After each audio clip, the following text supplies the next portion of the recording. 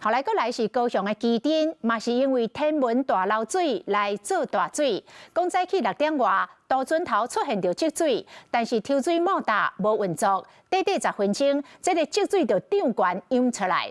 另外，屏东东港的陈定里因为大漏水，已经淹水淹3天了。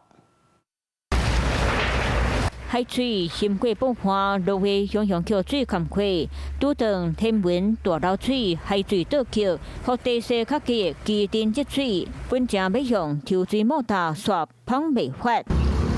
莫达无抽水，才10分钟的时间，会当看到原本的路也大大，不过过10分钟，水就已经淹过路面。这一支啦，这大家海边3支啦。 到前尾3支啊，3支已经嘛无效。唔敢入来，你我人脚惊淡啊，唔敢入来啊。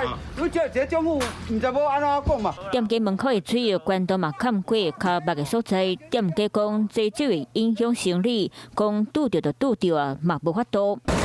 过一阵嘛，莫达才正常运作，水嘛豆豆提起。让庙前路那边的水路，先降下来之后。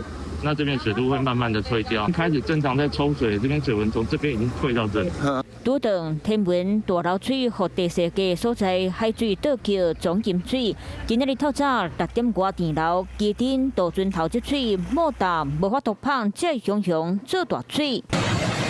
屏东东港东定里嘛是便若拄着大漏水队淹水灾，积水上深到骹倒的所在，且若驶过水队喷甲真悬。这一遍大漏水会22号开始，一直冻到27。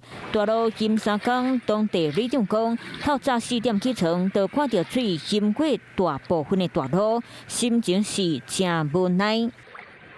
Hello， 大家好，我是林依文。想要抢先掌握最及时的新闻资讯吗？赶快订阅、按赞、开启小铃铛，锁定华视新闻的 YouTube 频道。